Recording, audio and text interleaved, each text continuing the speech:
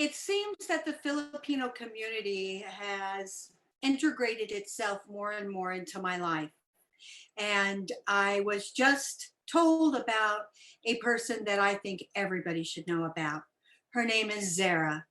Zarah, can you tell us a little bit about your background? Well, I obviously originated from the Philippines. I was born in Manila, started there, and my family moved to Los Angeles, and I've been here the longest. I in so many ways, have been living here for as long as I can remember, sunny California weather, and I've always been a creative person, so it goes way back in my childhood. I love to create. I love to sing. I love to write a little bit and go into my pretend world and, make believe things are always beautiful and perfect. And it wasn't long until I started my own band when I was 14. I wrote my first song.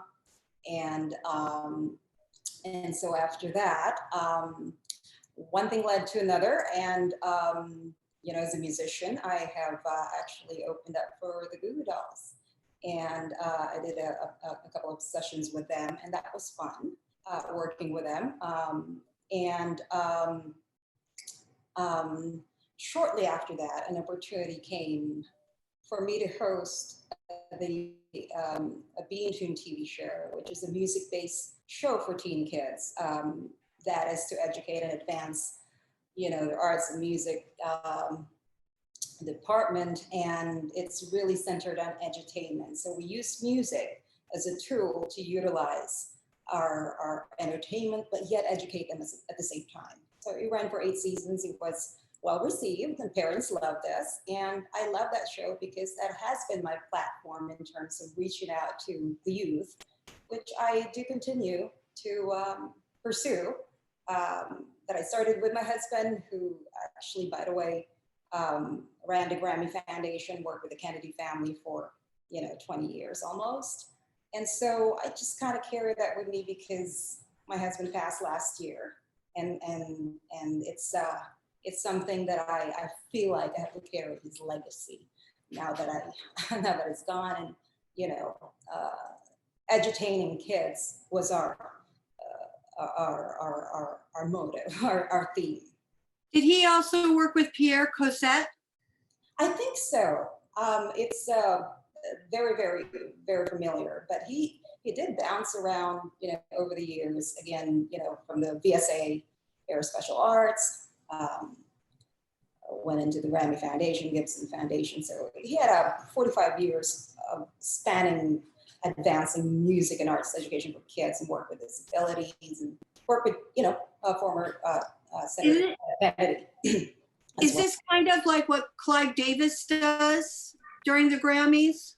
A little bit. Are you talking about the Music Cares Foundation? Yes. Yes, he also worked with that closely with Mike Green. So, and also some board members like Joel Katz,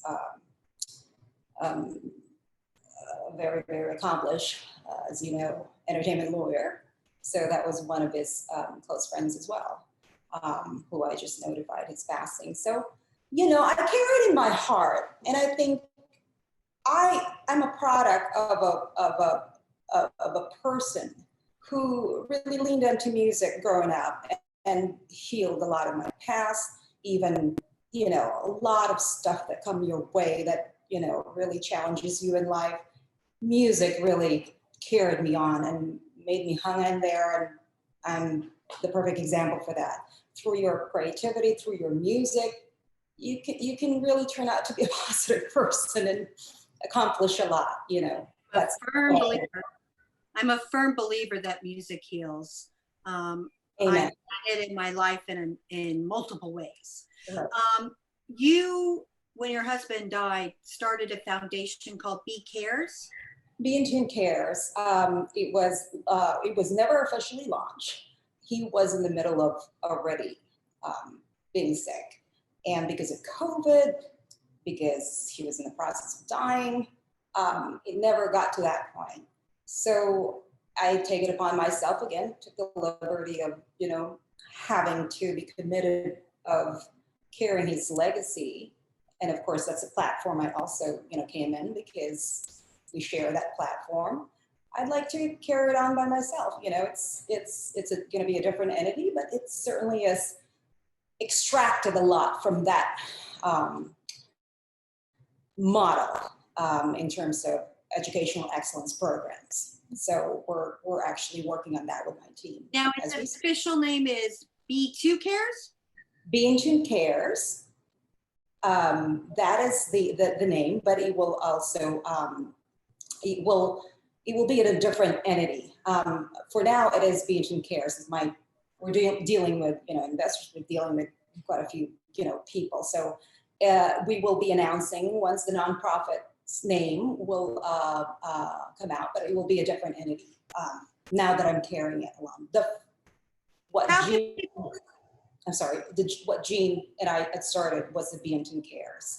How does one get involved in this? It really is integrated to our work, Susanna. It really is a matter of having a nonprofit and also a for-profit company attached to it, because as you know, you need that support to be able to sustain your charity work, such as, again, our nationally syndicated television show, which is an E&I programming. So it really is supported by the for-profit. So you really can sustain it. That business model always works for any foundation, any nonprofit. So yes, it's really attached to that. And it's almost like hand in So hand. there's no website or place that people can go yet? There is currently one. It's called B2 Cares, but Can you spell that? Just like our TV show, Be in Tune, BINTUNE, then Cares word attached to it. Because I can think of a lot of people that would see this that would want to know about it and possibly get involved. Thank you. That would be wonderful if you refer them to that site. We'll fill them in with more information and what we're doing. No, I will also put this down below. Perfect. Okay. Sounds good. Sounds good. Now, you've also written a book. Ta-da! I didn't know about this. Michael sent the information to Magda.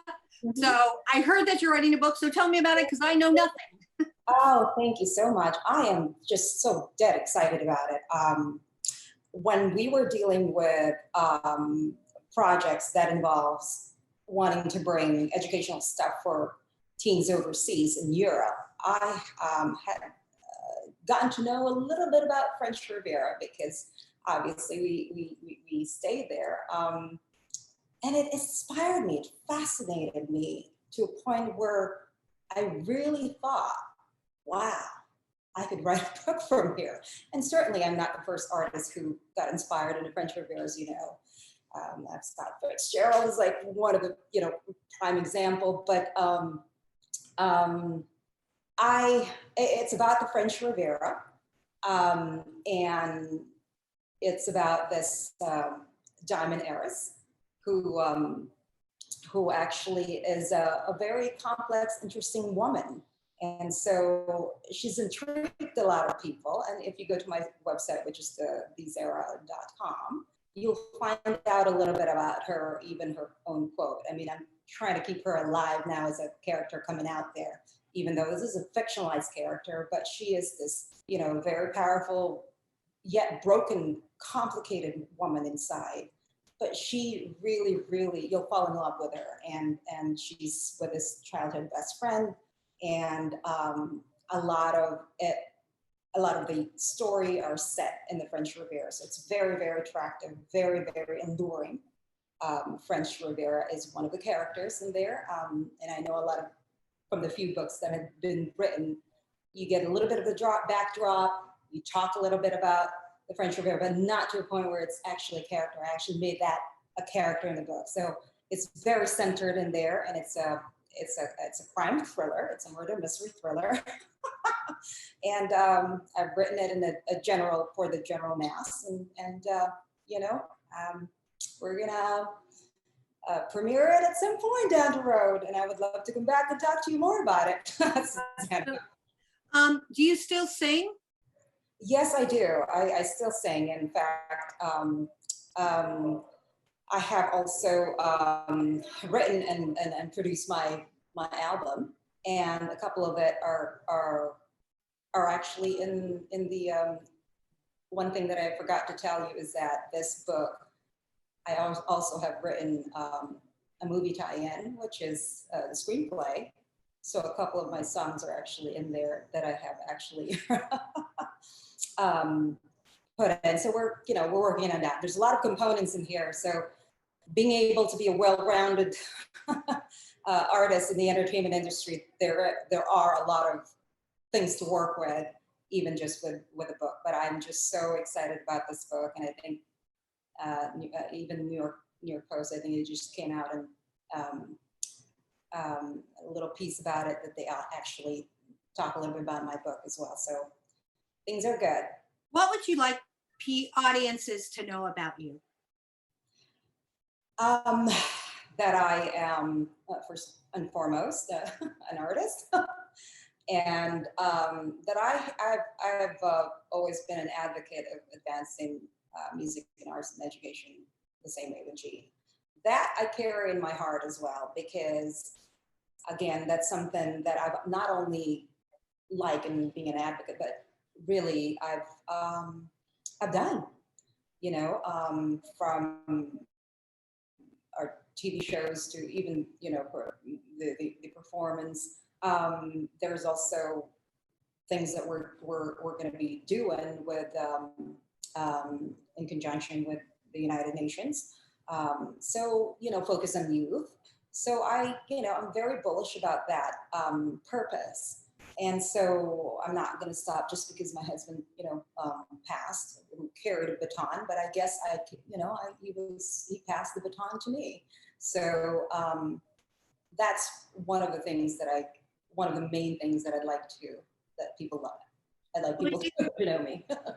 Will you be combining with other charities so that it's a bigger base? I might. I'm definitely, very open to it. And again, we're talking about, partnering with United Nations. So it is, it's a big deal. I've been getting a lot of calls already. Besides them being an artist and doing what I do in entertainment, I'm really a lot of my day-to-day composed of a lot of business affairs. And one of the things that I'm spearheading really and taking its momentum is this charity work that I'm doing, that we're trying to catch the wave of the 2022 programs for the UN next year. So, it's a lot of work, but I love it, even if when I'm getting pulled in different directions, but in your heart, you're doing something good.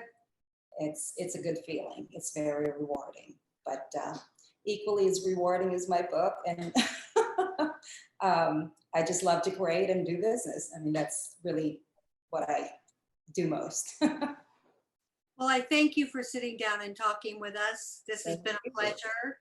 And we'll put all your websites down below. Thank you very, very much. The best of luck on everything you're doing. Thank you. It was my pleasure. Thank you so very much.